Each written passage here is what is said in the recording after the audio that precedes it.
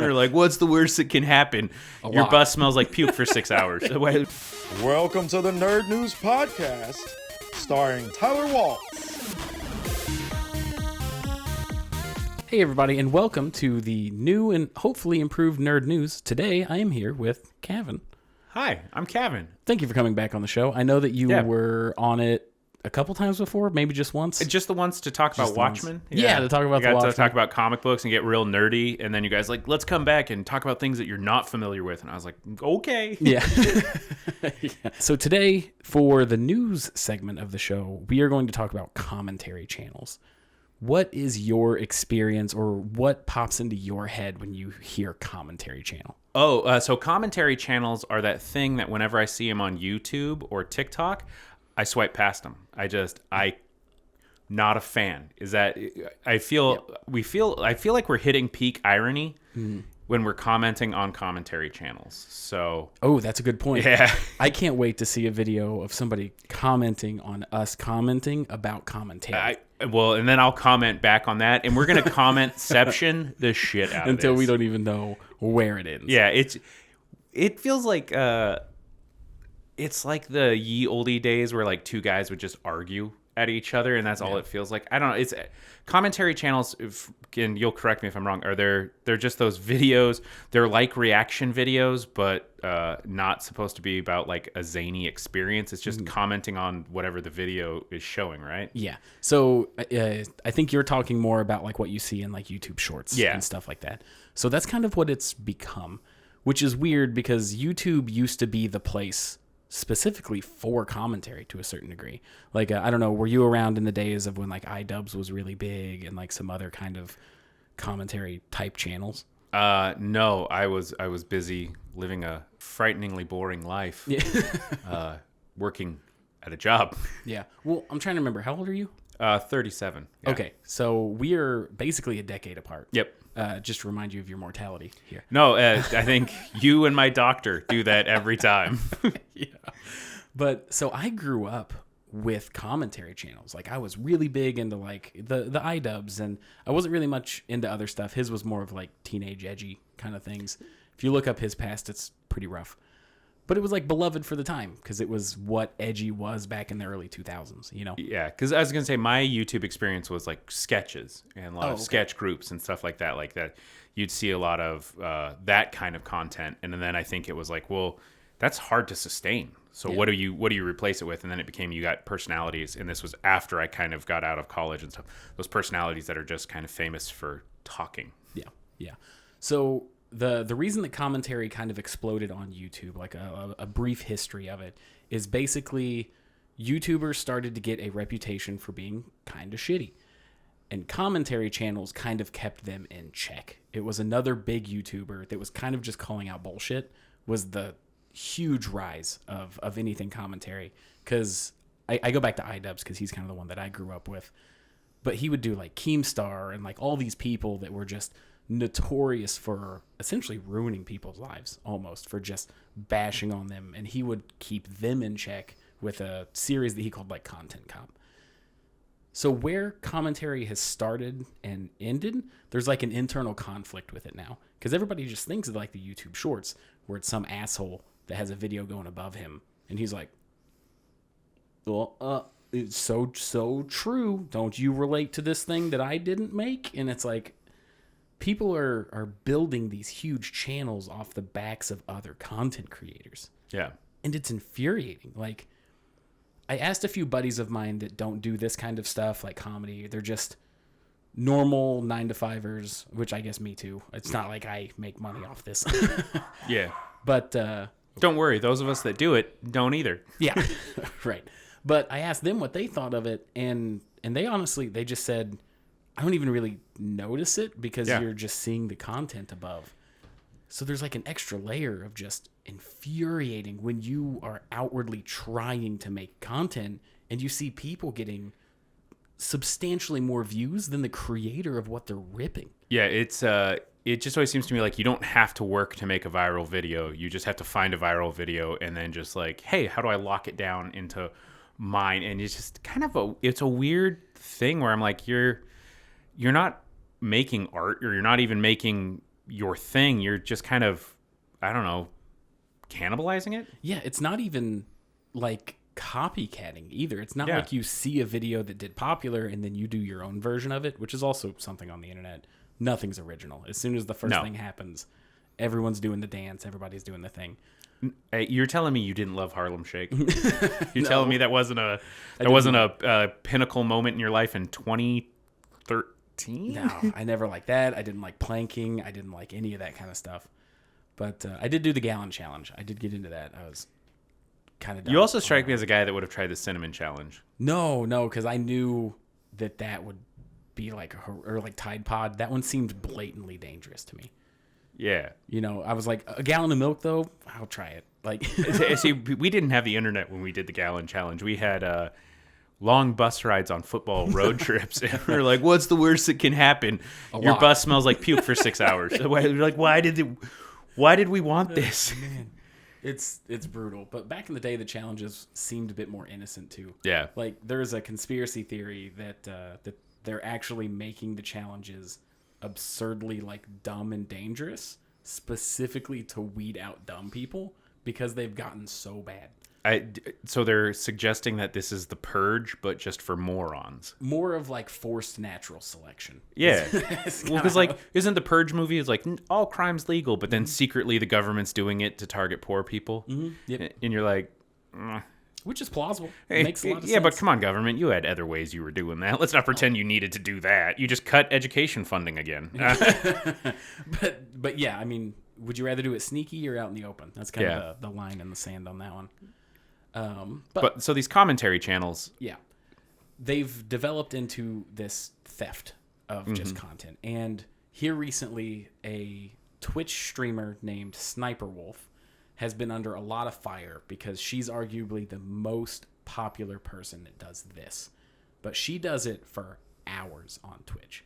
Like, she'll start a Twitch live stream, just go to YouTube, fire up somebody else's video, watch it in full, and then just be like, huh, that's crazy. Isn't that wild? Like, just enough to stay within, like, fair use for commentary.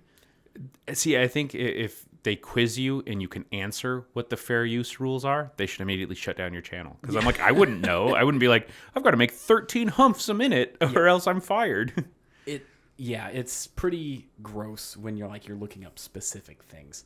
Yeah. Because I know a lot of news channels use it specific, because I mean, news is commentary on what's happening. So it makes sense in the grand scheme of things.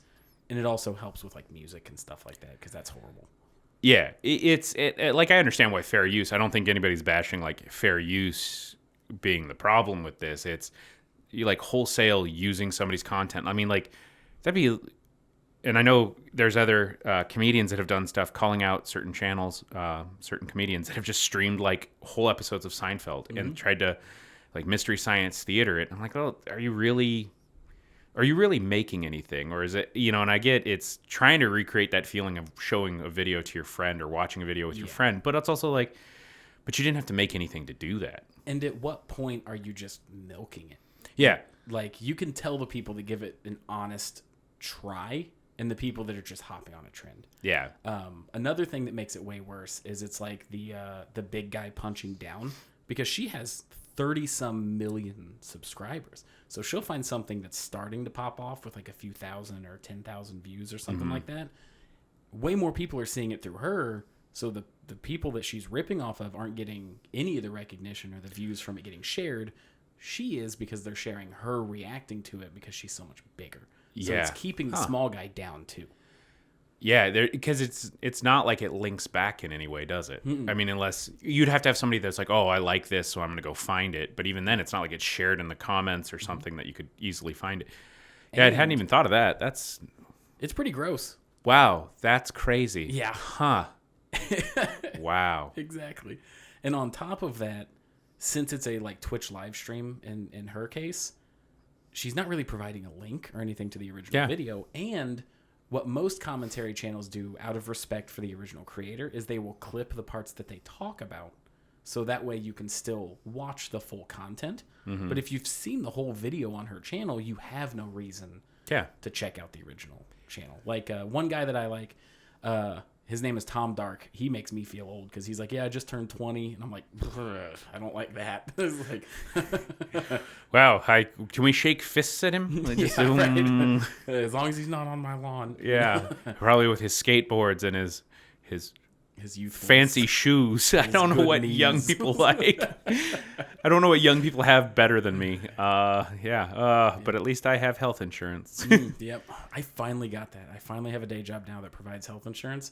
It's pretty nice. It's nice. You kind of look at things and you're like, I could survive that. Yeah. Like, yeah. I lost health insurance when I went full-time comedy for a while there, and I was like, just afraid. I was living my life in constant fear, like, this is the day I break my arm. Oh, yeah. It felt like a horror movie where, like, a witch had, like, told me my future, and I just lived in fear of that moment. I know the feeling. I was joking around with my girlfriend about that because I wouldn't go to the doctor for anything because in my brain, if I find out what's wrong before I get insurance, it's going to make my insurance more expensive. So what I need to do is just let all the bad things happen. Once I get insurance, go get it checked out. That way, I'm already insured. What are you going to do? Like, you're like, checkmate on the system. The system's like, yeah, we got you anyways, right? You know that. It's like if you would have came in 2 years ago, you wouldn't be dying from this disease. Yeah, like we win either way. We are the house. So the drama. Yeah. Commentary channel. This terrible person. Let's get back to them. So it's almost in like incestuous type of content as well, because now you've got commenters commenting on commentators. So the drama that happened is a commentary channel that was arguably the biggest name that was pushing back against the Sssniperwolf lady was filming basically some stuff at his house. She found out where that was, and it was very close to her. So she drove there and basically doxed him. And she's claiming it was an accident and she didn't mean to do it. But How? How do you make that claim? Yeah. How are you like, oops, I posted your full house in a picture on the internet and that's the numbers on it. Oh, my bad. I didn't realize this was doxing. Yeah. I mean, there's never a good excuse for that. I mean, if I can read your mailbox, like nobody's having to be a forensic evidence expert to like do that. There's no CSI Enhance moment going on there where they're like tracking him down. It's just like, LOL, this jerk. Yeah. Like, I don't know. What a shitty thing to do. It's one of those things where, not to be mean, but there's really only a mean way to go about it. She's either so dumb that she really didn't realize what she was doing was bad, or she's just kind of evil. You know, like those are the only two options. Yeah, it's either ignorant or stupidity or malice. Yeah. And which would you rather have it be? Like, what would you rather? Would you rather be evil or dumb? I would rather be neither. Yeah. I think if I'm expecting it from somebody else, I would almost rather them just be evil than stupid, because at least I feel like I could combat the evil. Well, I think it would make me more mad if they were just dumb, because then I'd be like, mad. "Oh, you're much more famous than me, and you're dumb." Yeah, I don't know if she's more famous. I think it was like a... But yeah, but still, I'm like, Still even in not my cool. situation, like somebody does that to me, I'm like, you have 30 million followers, and I have 152 YouTube subscribers. I write jokes so often and just try. I try so hard. And you just Forrest Gumped your way into success?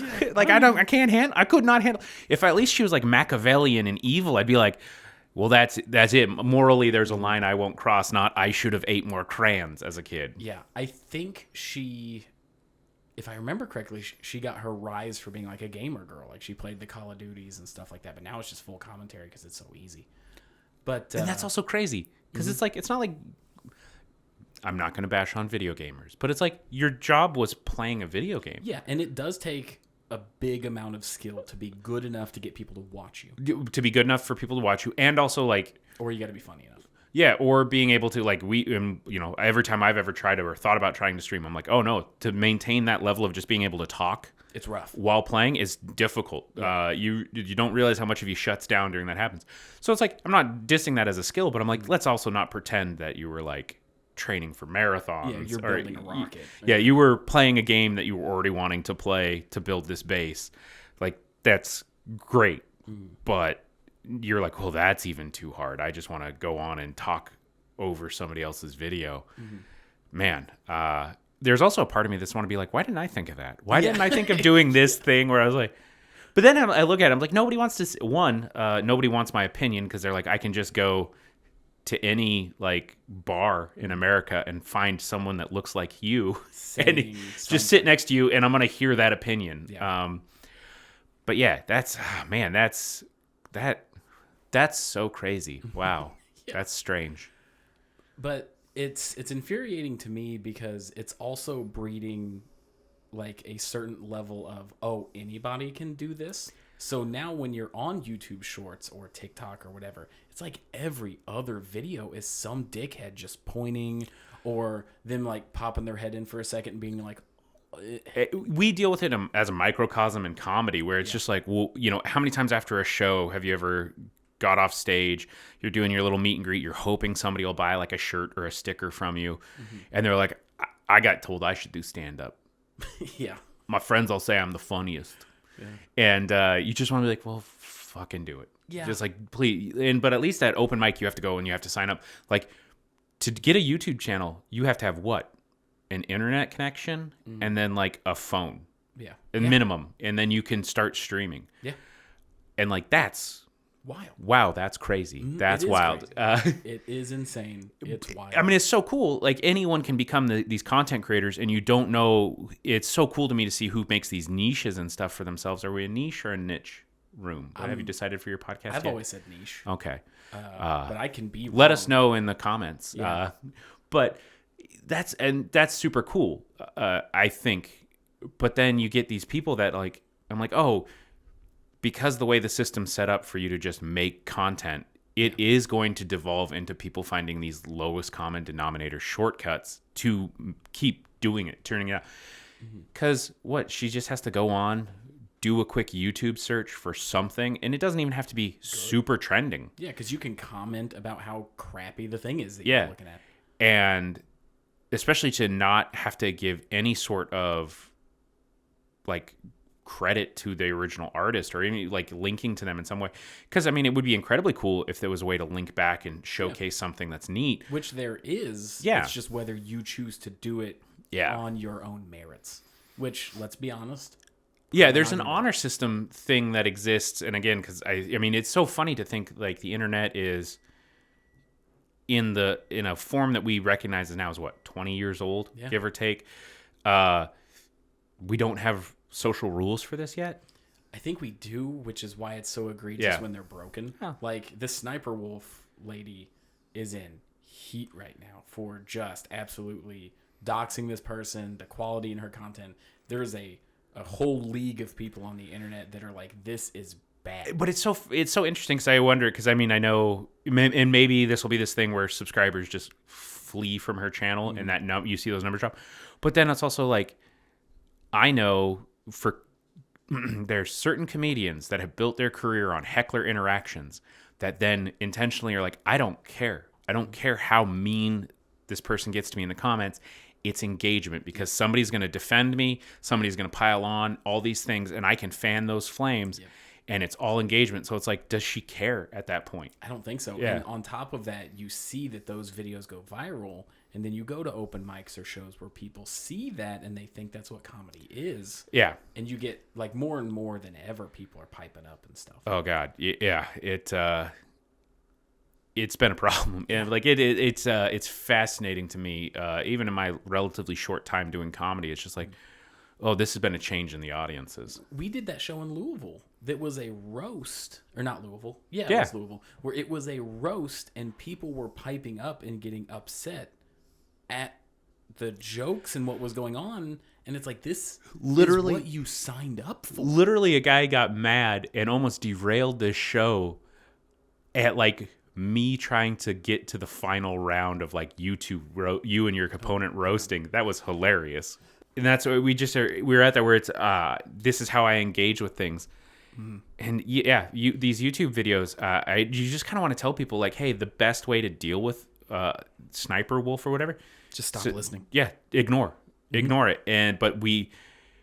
But that's not how it works. Like that's not easy. That doesn't, and it's not also not fun. Like you want to go on there and be vicious and be like, I'm gonna get the zinger that's gonna like really make them rethink their life. And you're like, no, I didn't think I was gonna have an opinion on this, and I'm like, God damn it, now I'm fired up. Yeah, it's because it's annoying, and commentary channels are also getting shit on extra hard by comedians because a lot of comedians' content is getting stolen.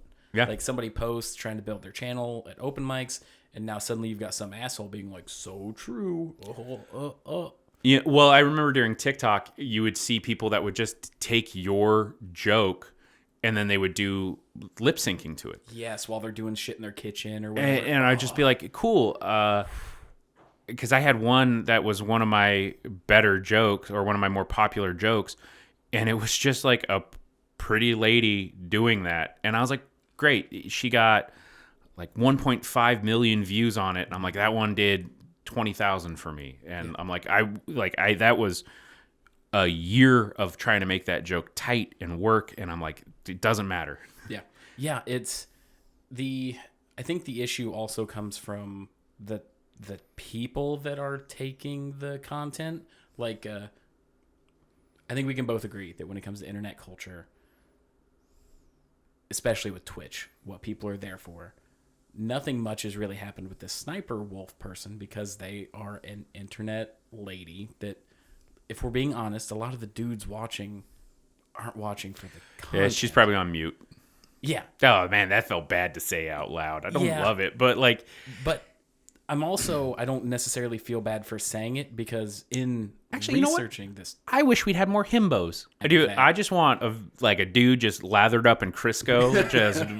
Doing a hot tub stream. Yeah, just like streaming and just commenting. Just, dude, so weird. And like peck popping every time. I fucking watch that. I probably would too. Yeah. Just to shake things up. Yeah.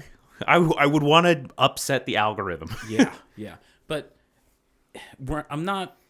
I feel okay saying it this time because I know who I'm talking about. I am not applying this to every lady on the internet. But I've seen her streams and figuring out who she was when I saw the video about it. So when you've set yourself up that way, what are you going to say? You know? Yeah, it's kind of hard to take a moral high road when you're like, but I'm doing it this way. You got to be self-aware. Yeah, it's a weird thing. I wish there was a way to... like retroactively, I wish there was like an internet YouTube court you could take them to and just be like, this is how much money you generated on this. And then can content strike them on YouTube. Which is, she's getting mass struck, I believe, right now because people are actually finding the original videos, notifying the original creator so that they can make I think it's like a DCMA strike or something like that. So there is some pushback, but it's also like a David versus Goliath situation. Yeah. So, and it's, I mean... yes, she loses some, but like it's YouTube. There's enough content out there that who cares? Yeah. But I think that's pretty much it for when it comes to commentary stuff. I think we flipped over every stone, covered all the grounds. You got anything else to add just kind of at the end? Oh, and if you're going to comment on this and do a commentary to it, can you make a fun voice when you do it? I'm thinking like Alvin and the Chipmunks. Ooh, that wouldn't be bad. Yeah. Or do like the polar opposite where it's like an Andrew Tate type of guy that's like, these people are betas. Yeah. No, dude, I will fully admit, Beta Max, actually. I am old and a simp for content. Yeah. Yeah, I'm a simp for quality content. There we go. Well, that's going to wrap up the first section. That's going to be a sticker. Well, that's going to wrap up the first segment, and when we come back, we'll be talking about... horror movies. Yeah.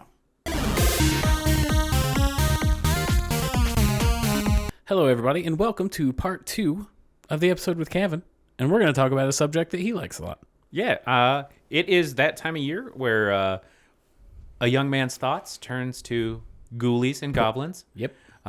Both movies I recommend, The Ghoulies, and actually I don't know if there's a movie called The Goblins. I know there's one called Troll, and don't watch Troll 2 because it's about goblins.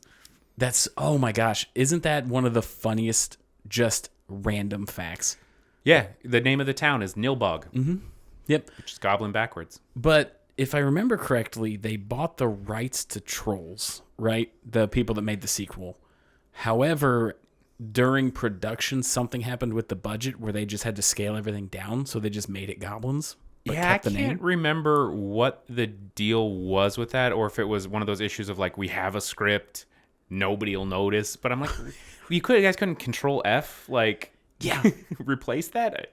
I don't know. I feel like horror does this the most, right?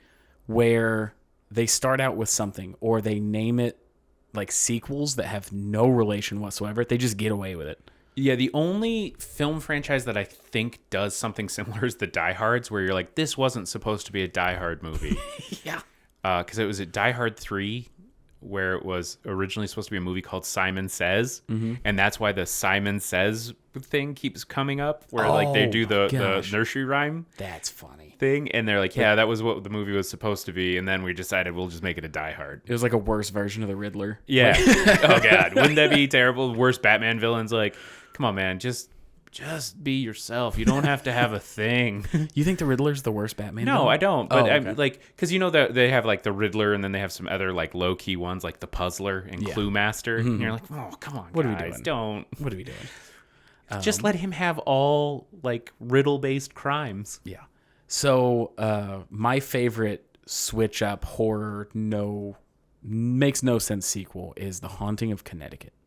Have you seen that movie? I believe I have seen it. The first one, not bad. No, it's fine. We were chatting a little bit before the camera was hot. I'm not a big supernatural guy, but the second one, do you want to guess what it's called?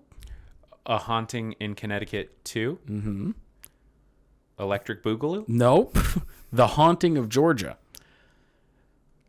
Well, those aren't even states that touch each other. No, they're not. It's not Does even the close. does the ghost travel? No, it's a Okay. completely new ghost. That would be great if the stinger on the end of the first one is a ghost getting on like a Greyhound bus. Well, it's based on true events. The Haunting in Connecticut, the first one was based on true events. I think that because the first one just did so good, they just wanted to use the name. Yeah. But because it was based on true events, they had to find another based on true events. But God forbid you just find another story in Connecticut that you can just blow up. Yeah. It was like I read the title of it and I was like, The Haunting in Connecticut 2. The Haunting of Georgia. I was like, You didn't even make it a woman named Georgia. no, Like, nothing. It was so funny to me when I saw that. yeah, I love the just kind of brazenness where horror movies are kind of like, this is a cash grab, right, guys? Like, we're not we're not lying to anyone here. Horror is one of my favorite genres, and it's heartbreaking at the same time as like soul lifting because of how easy it is to make a horror movie. So it seems the most accessible for anybody, but because of that, the amount of just absolute dog shit Yeah. is just through the roof. Well, and I think it's for a lot of people it's such a styled genre that you can easily identify it as a horror movie. Like you can't to make even a passable like fantasy movie, you have to have somebody that knows how fight choreography. You have to be able to do certain things. An action movie, same way. And comedy's just tough. Like, I mean, horror movie, you're like, well, if we have blood and some boobies, we'll probably at least capture some market. Yeah, it's gonna get picked up by what's the streaming service? Don't talk my Shudder here. Shudder? I'm a Shudder day too. one fan. I also love Shudder, but it's not for people that just casually like No, horror. you have to Adore it. embrace Yeah. the horror genre. It's not even if you just like, well, I like them every once in a while. No, you have to take the good with the bad. And they've had some really good Shudder originals. Like I know the new VHS anthologies have been coming out on it. VHS 85. Love the VHS movies. I was actually really surprised. We reviewed it on my other podcast by its cover, and I was like, "Holy crap!" Because I felt like after the second VHS, they kind of really tanked in quality. Yeah. And this is my thing, my guilty pleasure in horror movies. I'm a huge anthology fan. Me If too. I know a horror movie is an anthology series, good or bad, I'll watch it. What was that one on Netflix? Trick or Treat? Trick or Treat That was has good. been out for a while. That's my actually every year watching it movie. Okay. For horror, just because all three of the stories that are told in it I find really interesting, and they each hit a different genre in horror. So you did see VHS 85. I did recently. And you thought watch it was good? I enjoyed it. Okay, I haven't seen it yet, but the fact that it's VHS and set in the 80s made me very excited for it. Yeah, and it very much like plays a love letter to certain tropes in the 80s. That's great. A couple of the shorts are really good. I actually just love the horror genre in general. I think for movies I go to more often than anything, it is horror. Yeah. And I think it's because even when it's bad, I'm going to enjoy something about it. Yeah, it's going to have some redeeming quality. I like that Shudder is now getting some of their movies like in limited release in theaters. Like a buddy of mine went to go see a horror movie. It was a Shudder exclusive called Christmas Bloody Christmas, I think is what it was called. Oh, hell yeah. Did you see it? No, I haven't. Okay. But it sounds like up my alley. We were the only two people in the theater, and like horror Christmas ever since that has been like a genre that I kind of seek out. It had Joel from the new Mystery Science Theater. Oh, yeah. And he was like the first guy to die. Hell yeah. And he dies he is the like horny guy that dies at the beginning to set off the movie. Yeah. It's excellent. I love those juxtaposition movies. Like if it's a horror movie that happens during Christmas, I love it because like Krampus, A Christmas Tale. There's one that is also like the cover is Santa fighting Krampus. Okay, that's great. And I love it because the framing story, like the whole, I hate to spoil it, but like it's this guy going crazy. Okay. But the story is him, like all these little vignettes about Christmas horror stories. And then it ends up being that he just snapped and was a mall shooter. Oh, He was a mall Santa, and like the story was him living that trauma. that's crazy. And I'm like, oh my God, they have a scene where he like has a bare knuckle boxing fight with Krampus. And I'm like, nope, it turns out. That's amazing. It That was is so such a good. switch. The Christmas Bloody Christmas was a company that makes animatronic Santas accidentally installs military chips in them. Oh, I love that. So it goes crazy in this town. I love that. That strikes me as such like a 80s it's very plot 80s device. Terminator horror. Like, I love it. It was great. I would watch that. I'm gonna write that down to watch it. It's either Bloody Christmas Bloody or Christmas Bloody Christmas. It said one of them twice. I know that. Hell yeah. But man, it was great. It was so fun. And me and my buddy just went to an AMC that had a bar, just got shit faced and loved this movie. Hell yeah. I think like horror also does a really good job at blending with other genres in a way that I really love. Like I love a horror movie that does comedy. Yeah. One of my favorite horror comedies, like I love the James Gunn ones like Slither, Toxic Avengers, some of those that are just over the top. But I think you can just get a horror comedy that hits both right because they both deal with like anxiety and tension. Okay. And then like comedy releases that tension and then the horror ratchets it back up. Yeah. And then like you can keep going back and forth in such a playful way that I think that genre really is like pinnacle for me. Yeah. I really enjoy it. Like I'm trying to think like what movies do I recommend for that? And I always go to like Psycho Goreman or Wolf Cop or another Wolf Cop that are just goofy, a little bit of horror, but they also do it really well. You know, Slither I think is another great one that does that. But I just love that. I love the wide range that horror can be because it can, like I said, it can dip into any genre and be really fascinating. Like I just watched one. It was it actually kind of is like a historical fiction one, and it deals with cursed teeth. These cursed werewolf teeth that a person puts in their mouth, and it unleashes this curse on basically this family, and it's set in early 1800s, late 1700s France. So I love when horror goes to the past because any modern set horror movie, they all struggle with the exact same thing. Cell phones. Yeah. As soon as you go back before cell phones, it adds a whole different layer because if it's in the modern times, you have to address it. Yep. Otherwise, everybody's just going to be like, why didn't they just call 911? And I'm like, hey, man, maybe they all have Cricket Mobile. Yeah. You know, like maybe they, Right. like ain't nobody got to have time for The cell phone issue. Yeah. It's hard to address.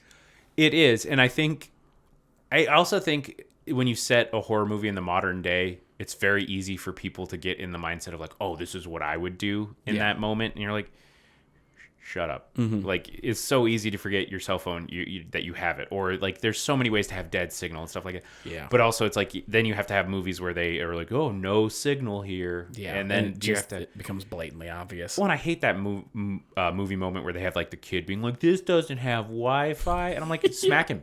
Yeah, just hit him really hard. Which I'm not saying child abuse, but like, you're probably going to threaten the kid at some point in this movie. Like, give him a little smack. Yeah. Oh, that's another controversial thing in horror movies is like, does the movie have the balls to kill the kid? Yeah. Well, it's always fascinating to me because for a long time I'm like, well, these horror movies build on a lot of, you can say they build on anti-women tropes where it's like the virginal princess is the one that survives and things like that. Final girl. Yeah, final girl syndromes. And I'm like, well, but when you look at it, like horror movies are such a cultural thing. What's scary in one culture isn't necessarily scary in another. And so I look at it as like, you have to kind of look at who is the most defenseless person in our culture. So that's why they go to that. This person doesn't have any experience to base this off of in any shape or form. So that's why. So I'm kind of like, I don't know, your final girl is because it does make them more vulnerable. But when movies fuck with that, they get really interesting. Like one of my favorite horror movies that I don't think gets enough credit as a horror movie, because it's not an action movie. I mean, it is, but it isn't. It's a horror action movie, is Predator. Oh, yeah. By just the simple fact of taking these ultra masculine, like hyper macho dudes, sticking them in a situation where even all their skills and training doesn't help them is such a cool move in a horror movie. You saw it at Cabin in the Woods, where they just are like, we recognize the genre, the tropes, and we're going to play with them in some way. I think that's what makes horror movies such a fun genre, because you can't do that with, I mean, you do, like, if you do that with something like Romeo and Juliet, you get that Baz Luhrmann. You're like, oh, you just gave them guns instead of swords.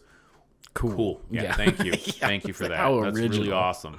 But, yeah, and funny thing, the first time I saw Cabin in the Woods, I thought it was really cliche when I was like, in middle school, early high school. And then I rewatched it again like around after college, and I was like, oh, I didn't understand how they actually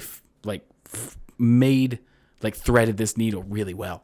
Well, I think it's one of the movies that's why I think we don't see too many satires come out anymore, is because we've gotten so good at having meta commentary in our genre films that you don't need a satire film to talk about it.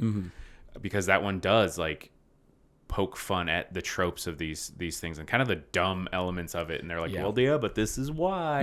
And it kind of, I loved that it built a mythology for why all horror movies existed in some ways, which I thought was really cool. The commentary within the art itself is getting so good.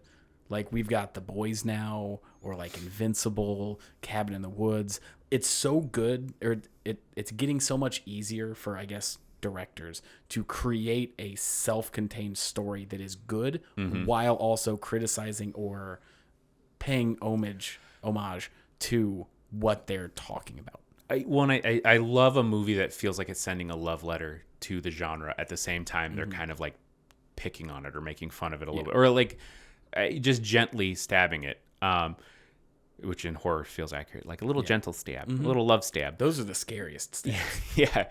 But I feel like they also just like it's also comes from us being more literate as an audience with these genres. Like we now have 60-70 years, 50 years of slasher movie, like collective kind of unconsciousness around what a slasher movie is. So then when Scream plays with it, you're like, oh, this is what makes it unique and fresh.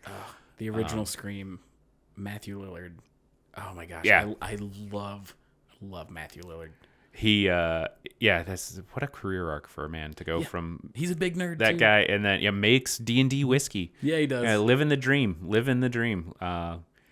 He's going to be in the new Five Nights at Freddy's. Now, and see, that's I think one of my favorite super select subgenres is like child animatronic toy things gone wrong. It's a weird explosion. The Banana Splits movie, Willy's Willy's Wonderland, the Five Nights at Freddy's movie. Yeah. I'm all like, oh God, have I always loved these? This has been a movie and I was like, maybe it's because I'm just deathly afraid of the Chuck E. Cheese animatronics. Yeah, because every time like they would look at you and they'd lock eyes with those dead mechanical eyes, I was like, that's not good. That's crushed a child. Yeah. Yeah, and the funny thing about the Five Nights at Freddy's is it gets a lot of flack now because kids kind of co-opted it because it is animatronics and stuff. Yeah. It's a horror series that was very easy for kids to latch onto. I got to say, the only reason I'm seeing Five Nights at Freddy's is because Matthew Lillard's in it. And I always think it's weird because it's like, oh, the kids are copying. Yeah, because we always did. We always, like, every age group has this edgy, like, fringe thing that we like. Like, my generation's Spawn toys, the McFarlane toys, or even Spawn comics. I'm like, they were garbage. They're garbage stories. But it was edgy and cool. And, like, we could pretend like it made us more mature. Upset with saying Spawn was garbage. Dude, reread it then, I guess. I don't know what you want from me. I've actually never read it. I've only seen the movie. Oh, yeah. I mean, cool. I went to that opening day with my mommy because it was rated R. Yeah. It was, wasn't it? Yeah. But Deadpool didn't have shit on Spawn. Yeah, no. But it's just like that's what I think I love about that stuff is like you always find a reason to like it. Because I mean, mine was, I remember, well, no, you wouldn't because you're young. Fuck you. But like Alien was kids' toys. I loved the Alien movies. I had the Alien toys, never saw Alien. Finally watched Alien, and I was like, why the fuck was this toys? Yeah. Why was this marketed at me? Talk about a revolutionary movie. It's just everything that it did was just spot on good. Well, this is like one of the things we've talked about is like horror is one of those tough movies or tough genres to go back and watch old movies in because so much of the conversation has moved past where they're at, or we like even socially, because a lot of horror movies are built on like what's socially terrifying at the time. You know, like I think of like the zombie movies in the 60s and the 70s. They're not scary now. I mean, for all the 2010s, like it was cool. Like I remember everyone was like, "Oh, I'm gonna be a zombie killer," and it's like, okay, why are you excited about the end of the world? Like, zombie is a genre that's close to my heart because of Resident Evil and stuff like that. I think my favorite zombie movie is Train to Busan. See, and that's one I've heard is great, and I haven't had a chance to watch it. But I mean, I remember when 28 Days Later came out, and people are like, "Oh, this is a new type of zombie," and all that stuff. So, but I think like zombies are the thing that have evolved into like no longer scary to us. Or horror is this conversation that we can move past. But I think like the Alien, still doesn't like it hits on such a universal fear. Sorry, side note. Have you ever looked into like the subreddit like funny movie reviews? So there was a guy that reviewed the original Alien movie, and it was like 9 out of 10. He said this movie was amazing. I just wish that there were more aliens. And then he left a review for the Aliens movie, and it was 10 out of 10, and the review was oh shit. That is such a meta level joke that had to have. Like, you have to see them together. Yeah. But that guy, like, props to him, nameless man on the internet. Yeah. Because, damn, that was so funny. Well, and it's also really cool to me because it's a movie series that changed genres halfway through. Yeah. Because your first one is straight up horror. Yeah. I mean, it is claustrophobic. It is tense. I love it because every guy that's like, it made me uncomfortable. I'm like, yeah, you have a fear of rape now. Yeah, you should. Like, this is what some people deal with all the time. Yeah. Then the second one's like, what if action movie? And horror. And like a Vietnam commentary. And then the third and the fourth one. Yeah, and then, it went downhill. And then the guy's like, I'm going to come back and do it right with Prometheus. And then we're like, did you though? I can appreciate Prometheus. I like that they tried something different, and I can appreciate them even if it didn't work out. Yeah, I didn't hate Prometheus, but I also wasn't like in the Alien, like that wasn't anymore the genre, or that wasn't the movie I watched that I'm like, oh, that was great. I'm like, you broke from some of the H.R. Geiger influence. You know, and this was your original plan, but also I was like, you're kind of one of those guys that's like wanting to make a commentary on your own career. That I'm like, shut up. Yeah, it's kind of weird. Like, make a cool movie first. But it's also fun because you watch people dip into horror that, you know, you don't typically associate with it. Like when Darren Aronofsky does it with like Mother. Oh, yeah. And like, I don't think it was particularly successful, but I at least can admire that somebody that's like this director that, you know, supposedly is above schlocky horror does a horror movie. Mm-hmm. So if I were to say you have 3 horror movies to just kind of sum up what you look for in horror, what 3 movies would you give me? So the first thing I'm a sucker for a movie that's a creature feature. Mm-hmm. So like one of my favorites, I just rewatched it. It's called The Void. Okay. It's a pretty low budget horror movie that's Lovecraftian, deals with cults, and it's just got some really creepy, tense moments in it. I love that.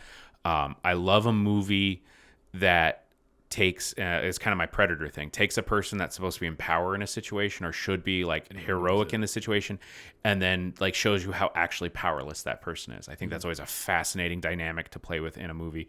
And then my third thing is like if it does something new or novel. Okay. And I think like I loved a couple years ago, I can't remember what it was called, but it was that horror movie where the guy that was the killer in it is blind. Oh man. So interesting.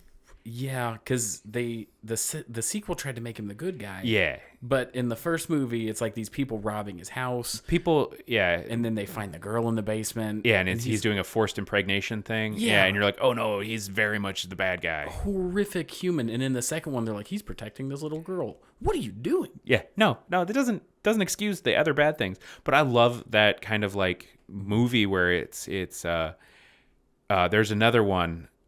I'm blanking on names, but Quiet did a good job. Quiet, is that the one where she's deaf? Yeah. On Netflix. Loved it. That's a great movie. Loved it. I was like, so great. It's so novel in how they approached, like a real issue.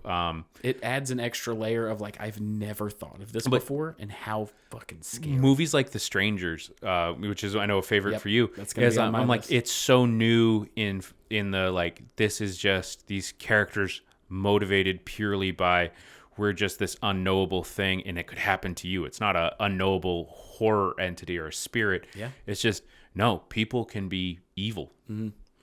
Yeah. My list is slightly different. I would put The Strangers on there just because it was the first movie that I took home with me. Like, I saw it and then I couldn't get it out of my head because I was like, I'm going home. And this could be my home. Like, yes, it adds a layer because they're secluded out in the woods on like a vacation kind of thing. But it's like, these were just 2 people in a house that got picked that night. Yeah. The closing line to that movie is, why are you doing this to us? And she goes, you were home.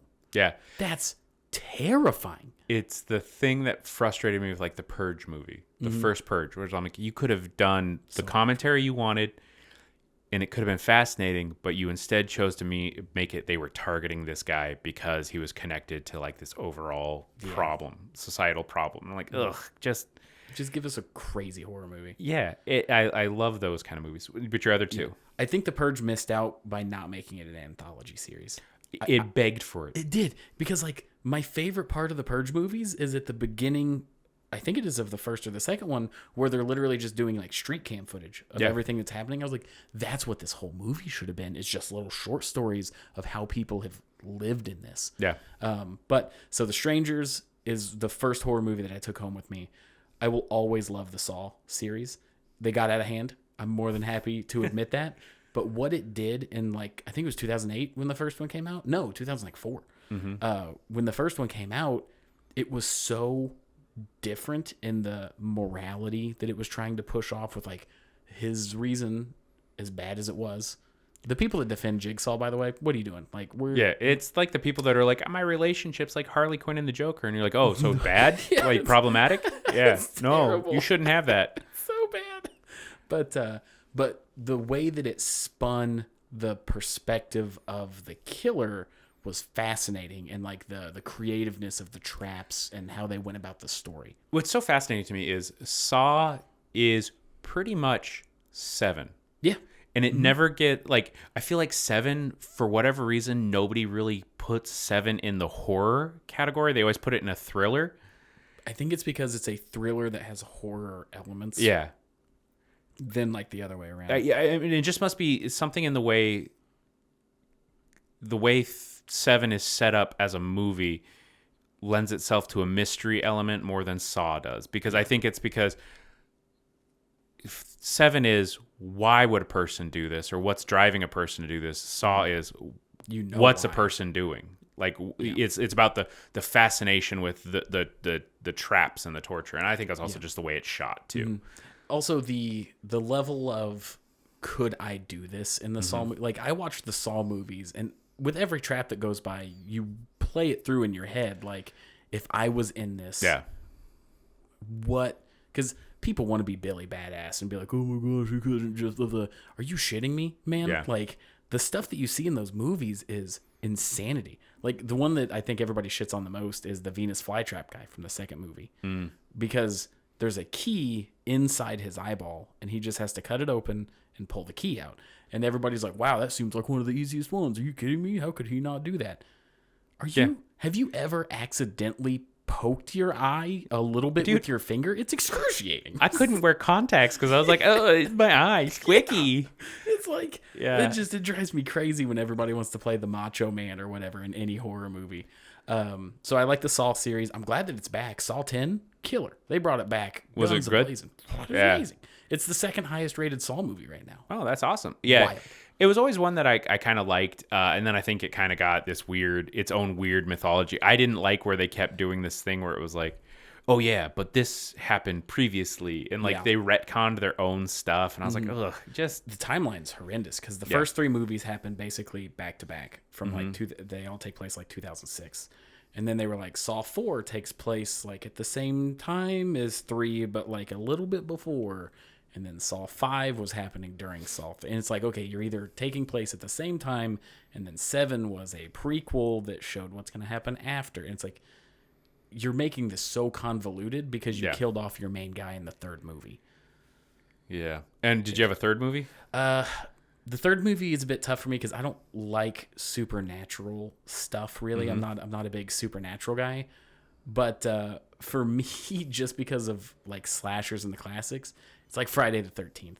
Because you can watch any Friday the 13th movie, and if you saw the scene without Jason Voorhees in it, you wouldn't know it's a Friday the 13th movie. Yeah. Because like the first few, camping, very scary. It's out in the woods, it's dark, and there's a guy that gets a hockey mask eventually and kills people. And then it's like, number 7, Jason takes Manhattan, and you're like, yeah, and the leaps you had to get to that, and I always just want to look at like the pitch meeting for that, and you're like, hey, these have been really successful, and they've all been set in the woods. But what if we put them on a boat for most of the movie, and then take them to Manhattan at the very end, and we're gonna have a scene where a guy tries to box him. Yeah, and then it was like Jason 10, or like Jason Goes to Hell, I think was the 9th one, or something like that. But like, I appreciate, because Jason X was in space, wasn't it? Yes. Yeah. Jason X in space. Yeah. It's just, I love because I feel like Friday the 13th is the perfect time capsule of what horror is. It covers every genre of horror. I've had this argument too, where it's some of these franchise movies don't become their franchise until later on. Because the first Friday the 13th movie is not Jason. It's his mom. It's his mom. He doesn't get his iconic hockey mask till the end of 2. I thought it was the 3rd movie. It might be. I might be mixing them together. But like, so it's like, okay, that's the one where the Jason Voorhees we know comes into his own. Yeah, but most people talk about the first 2 movies. They blend them together. Yeah. It's to me, it's also when you watch Nightmare on Elm Street. Really, most people's understanding of Nightmare on Elm Street is the second one. Yeah. the Freddy that like creatively twists something in your dreams. It's like Terminator. Yeah, and becomes this wisecracking like goofball character. Still really like weird. I always find it weird when people are like, I really like Freddy. I'm like, you like the child murderer? Yeah. That at best is a child murderer. Right. But in the first one, he's not that. I mean, there's a little bit there, but it's pretty straightforward. And like, I just think of the waterbed full of blood with Johnny Depp. But the second one is like, that's what you always think of when you think of Friday the 13th. Or not Friday the 13th, Nightmare on Elm Street. And so it's like Michael Myers, the Halloween movies. It's Halloween 2 where you really start cementing Michael Myers in your head. Character. And then you completely abandon him for the third movie. Which I actually loved that they did. Did you really? Season of the Witch is... Have you ever watched Season of the Witch? I have. It's fucking bananas as a film. I got shit on because I said it wasn't that bad. And you're saying you like it. It is bananas. Yeah. I love the fact that they were like, we're going to make it. We didn't want to make this sequels. We wanted it to be a Halloween like anthology series. I loved it. It was so weird and goofy. I also love that the like guy was supposed to be a doctor. I think in his 30s, but he looks easily 50, and also like a sex symbol. And I was just like, God, this is so weirdly 80s. If I remember correctly, the only connection it had to Michael Myers was that it was like inspired by him, or like one of them had some kind of connection to him, right? Yeah, I think it's a very loose connection, but like it wasn't supposed to be. They weren't supposed to be referencing it, and then they kind of have to switch back because they're like, it wasn't popular. Yeah, people didn't get what we were doing, and I'm like, yeah, you can't make the third one your like anthology launch point. They probably could have gotten away with it if they just did the second one. Yeah, you know, I think it was my mom. I don't know. I was talking to one of my parents about their favorite horror movies growing up, and she always said that Freddy Krueger scared her way more because he messed with you. It wasn't that he was just pursuing you and trying to kill you, but he would shit talk you and like mess with you psychologically to torment you up until killing you. That's why I love Evil Dead movies. Yeah, me too. Like Sam Raimi is one of those guys to me because for some reason in all of his horror movies, the villains or the horror monsters have this like childlike cruelty about what they're doing. Like it's so much scarier. I love Evil Dead when the Deadites just want to mess with you first. Like it's about causing you pain. It's one of the reasons why I also like the Child's Play movies. Yeah. They're not that scary, but like Chucky has that same level of like, oh, I want this to be unpleasant for you. The original Chucky the Killer Doll movie was my first ever horror movie. Yeah. When I was 9 years old, I was staying at my grandma's house. And I woke up in the middle of the night and then just got out of bed and went to the living room. And the last channel that was watched was Sci-Fi or something like that. I think it was Sci-Fi. And when I turned on the TV, it was Chucky the Killer Doll. Oh, and man. at like 9 years old, I just watched it. Mine was because there is every horror junkie has a definitive moment where they were exposed to a horror movie way earlier than they should be. For a lot of us 90s kids, it was when they did the TV broadcast of the It movie miniseries with Tim Curry. But mine was Poltergeist. And have you ever watched the original Poltergeist? Yeah, I love it. For a PG movie, there's some freaking horrifying scenes in there. That mine that got me was the guy that peels off his face. Yeah. And then immediately goes back to being fine. And there was something about that, like, oh no, that all happened in his head that just destroyed me as a child. Because what do you even do? Like, as soon as you realize that you can't really stop what you're seeing, it's like Hellraiser. Hellraiser used to mess with me real bad when I was a kid. That series is so tedious. I love the premise of it. I'm like, this doesn't need to be 2 hours though, guys. It doesn't, but a lot of the practical effects that you see in the first movie with like the attic and it's so good. But that's my Hellraiser 2 is the one that everyone thinks of because it's like, you're like, oh yeah, no, that's the one that builds this mythology. And but then you get to the villain in it, the big villain. Which Pinhead, for the first couple movies, wasn't even necessarily like the flagship of And that's what was actually one of the fascinating things to me about Pinhead is just like, he's like, I'm this inevitable consequence of your decisions. I'm not even good or bad. I'm just this thing that's inevitable. I was like, I kind of liked it as a concept. Yeah. It's a Clive Barker thing. He has that in a lot of his movies. He also has, did you ever see his Midnight Meat Train, which is the weirdest titled movie? Vinnie Jones plays a serial killer on a train that this guy like photographs and tries to like uncover the story behind. Okay. And it like ends with a Lovecraftian twist at the very end. Ooh, I love Lovecraftian stuff. I'm a huge cosmic horror fan. I think just there's something about that genre that just says like you are so insignificant. It's this genre that just says like for all your ego and arrogance as a human, it doesn't matter. And I think that's so fascinating. It's the ultimate like to succeed in this situation, you are the most vulnerable because you're insignificant. I guess special shout out when it comes to horror that I've been getting into a lot lately. And there's not really many movies or I guess anime around it, is Junji Ito. I don't know if you've ever read or heard of anything from Junji Ito. Is he the body horror? But it does like, is he the one where it was like the story about the people trying to find their holes that were shaped like them? I think so. And he's done a lot of kind of like just kind of crazy things. One. Yeah. Yeah. It's very much body horror type of like you can't stop from what you're becoming, and it hits hard. He is such a good artist, and I could only imagine what's in his head. Yeah, but like for some reason, every time I've ever met somebody that's worked in horror, nicest chill. people. Because they're like, yeah, we get the demons out. We don't keep them in. All right. Like the most trashy people I met are like, I'm a clean Christian comic. Man, and if then you look at the track record of the clean comics, it doesn't come back great. Now I gotta ask you, what is a horror movie that you've like, this misfired? This had such potential to be great and it misfired. I think The Purge. I think what we talked about earlier. To me, The Purge is the perfect culmination of missed opportunity. Man, I got one for you. You can find it, I think, on Amazon Prime. It's on most streaming services. It's called The Final Girl. Not to be confused with the superior The Final Girls, which is the one where a girl goes back in time to a horror movie that her mom starred in. Okay. That one's amazing.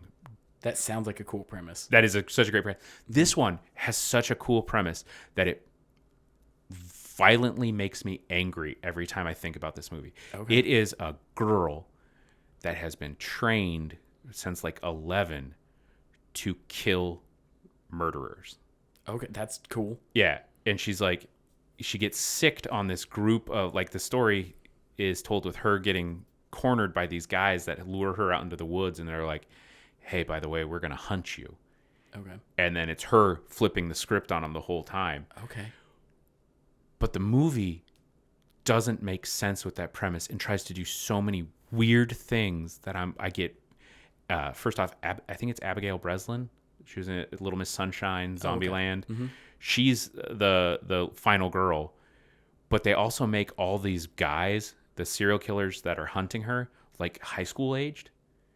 Okay. Which doesn't make sense because the guy that trains her is like a government agent that's trained her, and he's like, they killed someone special to me. And I'm like, when they were 7?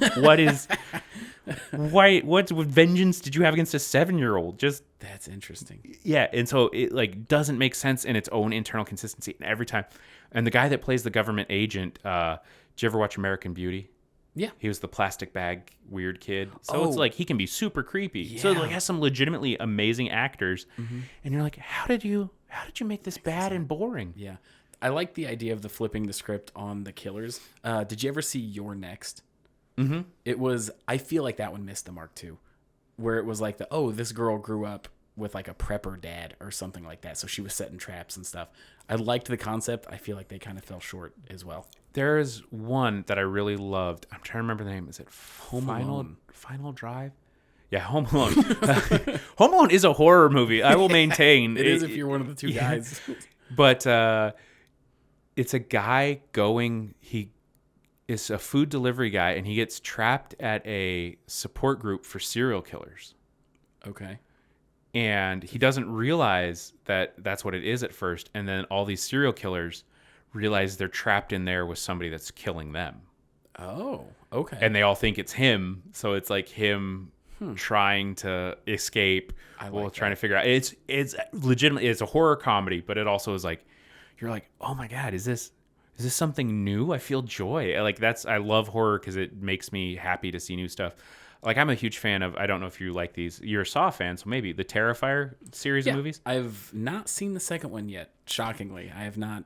I love it for the same reason I love a John Wick movie, where I love the idea of like, what if we had somebody that's like great at their art? For John Wick, it's like action choreographers just getting to cut loose. What if we did that with horror effects artists? Yeah, and because just that was like a let them. crowd-funded movie, right? It was a crowd-funded movie. It is just. I mean, it's also mean-spirited in some ways. That it's one of the few, like, when it comes to gore. Like I just said, Saw is one of my favorites. I can handle a lot.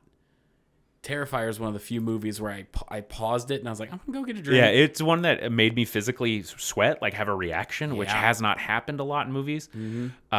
There's something, again, there's that manic gleefulness in the committing of the violence that is like so much more terrifying to me than anything else, where it's like it's almost like a kid. You know how kids can just be brutal and horrible to each other and not really understand what they're doing. There's something about that with that character that I'm like, oh, this shouldn't be as creepy as it is. The only thing I'll critique Terrifier 2 is like they're starting to build a mythos around the whole thing, which can kind of make it fall apart. Yeah, and I'm like, oh no, man, I didn't need continuity in this. There's like, let Art the Clown do Art the Clown shit for 90 minutes of runtime. I'll be fine not having connective tissue between these movies. I got one last question to wrap up the episode. Oh, fuck Tremors. Yeah. Oh, yeah. What movie do we say fuck? Fuck Tremors. Yeah, fuck Tremors. It's just the worst. It's actually not that bad. No, it's pretty good. It's our buddy's favorite, so. Yeah. And we don't like him. Yeah, he's based entire D&D games around it, and it's been a problem. It has been. So every genre has tropes. What horror trope makes you the most mad when you see it? You're like, oh, damn, they just killed it for me. I hate overly precocious kids that know more about what's happening than anyone else. Yep. I can't. If you give me a kid that's like, oh, you didn't know this? It's Mr. Tumbly Fingers. He's got fingers that tumble on your skull. Here's a rhyme about it. I'm like, no, you're a bad parent. You don't seem to know what's going on. Like, take that kid to a therapist. Figure it out. Yeah, get him on some lithium. I don't care. Like, if my kid started talking to me weird like that, I'd be like, all right, well, we're going to get you into a special school. Yeah, that falls under the same category of the bully husband that doesn't believe the wife when she says that stuff's going bad. Yeah. And it's like, I'm not a ghost guy, but when it comes to movies where everything is definitive, like happening and stuff, come on, man. Like, though, to be fair, if my wife came to me and was like, hey, I think there's a ghost in the house, I'd be like, we're going to ask some more questions than like, hey, you're crazy. First time, sure. Second time, okay. The third time when your wife comes over and she's got like the gashes on her arm, it's like, we need to get out of here. Like the paranormal, paranormal encounters movies, like, or paranormal activities where like somebody will lift up the shirt and it's like writing on them. I'm like, you leave. Yeah. You leave. This doesn't have. It's like in Poltergeist. I'm like, I don't know, man. Day one, cars start moving on their own. I'm like, well, that's not right. We're out of here. Yeah, people. I love in horror movies how little self-preservation instinct they have. But then I'm also one of those people that's like, I've also been like, that bone's kind of sticking out of the skin weird. I probably don't need to go see a doctor. Yeah. So, I mean, maybe that's just it. Yeah. The horror trope that kills movies for me is unfortunately extraordinarily common. It is everything falls apart because of a single, blatantly, obviously dumb decision. Which, I'm sounding a bit hypocritical because that is The Strangers. Like, do you remember in The Strangers movie? No, what's their big dumb decision? They're there, everything's going down, he gets a shotgun, and they barricade themselves in the most secure room with no windows and one doorway. That movie should have been over. Right? But he goes, oh, there's a radio outside 50 feet away in a barn. Let me go. What are you talking about? You are in the safest possible position. You wait that shit out till the morning, and then you leave. But it's the whole, like, everything is going good, and then they make a decision that just derails and gets the murder the edge that they need or something. Yeah. I also love when it's a wildly incompetent murderer, and it's just like, oh, you guys had to have that person be really stupid. Yeah. Like that. I always love those ones, like when you watch a Friday the 13th or a Halloween, and I just imagine all the work that Michael Myers would have had to have gone to stage those bodies to fall that way in the first one, where I'm like, What would have happened if that would have fell out a second earlier? Yeah. Like, you had to Rube Goldberg these bodies. And then what if she would have seen it and just been like, oh, yeah, I'm not going in that corner. And he's just hiding back there like, well, poop. I thought I was doing something cool. Yeah. That kinda... You just see him throwing like a little fit. Because I know how it is like when I don't have a punchline land with an audience. And I'm like, you guys should have gotten that. I just in the corner like, you guys should. I'm trying something here. I'm trying. This is on you at this point. Yeah. But, man, they should combine those two and have a little kid do something incredibly stupid that they listen to the kid all the way through. Mm-hmm. And then the little kid's like, oh, we can go this way. And then bam. Just immediately bored with nails to the face. Oh, man.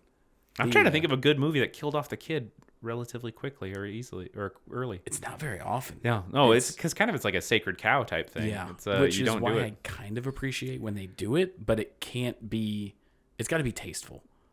To a certain degree, it's got to be like, oh, it's tragic. It can't be like a throwaway thing. I'm trying to think what movie that made me actually like the kid in it. I think like the last one was The Babadook, just because I was like, oh, they made that kid really unlikable. It wasn't like they tried to make you care about a kid that you shouldn't. And the kid also was like, I liked how throughout the movie it got harder to understand the kid too. Yeah. So I thought it was like, oh, then you find out, you're like, oh, this plays into the metaphor of it. Yeah. Did you ever watch the movie Antler? Yes. Or Antlers? Yeah. That little kid in that. I was like, chef's kiss, nailed it. Also, but there's that's one that kills off the kid. Yeah. Yeah. Sometimes you gotta put them down. Sometimes maybe they deserve it. Yeah, that's a sound drop out of context, not gonna haunt me ever. Yep. What was the, sorry, I guess just one last quick note. I love talking about horror. What was the Ethan Hawke movie where they find the videotapes? Insidious. Not Insidious. Sinister. I completely forgot about that movie until you talked about the kid and Antler and stuff. Sinister. Oh, chef's kiss. Incredible first movie. Shouldn't have made a sequel. No. Sequel should have never happened.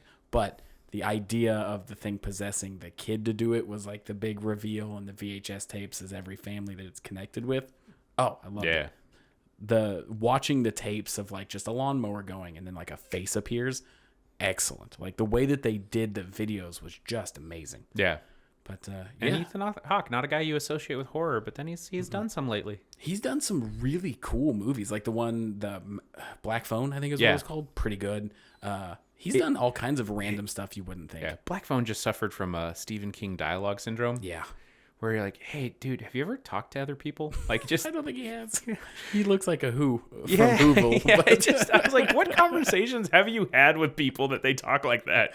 Yeah. But I think that's just about it. Is there anything else you want to talk about when it comes to horror? Go watch a scary movie. Yeah. Or 2 or 3. 'Tis the season. Go make a horror movie. Oh my gosh, we don't have time for it, but I have an idea for a horror movie that I don't think would be well received, but I think it'd be for me. I feel like leaving that on a cliffhanger like that makes audience go ahead and in the comments. Yeah. Just let us know, what horror movie do you think he was writing in his head? And maybe at a future date I'll talk about it, but then somebody with more money than me might take it, so I probably won't. So all right. So yeah, thanks for coming on the podcast. Heck yeah, thanks for having me. Where can people find you? You can find me at CavinEggleston.com. That's my website with all my updated dates and stuff. You can also find me on social medias at Cavin_egg. That's on Twitter, Instagram, TikTok. I'm sorry, X. And just Cavin Eggleston on Facebook. Nice, right on.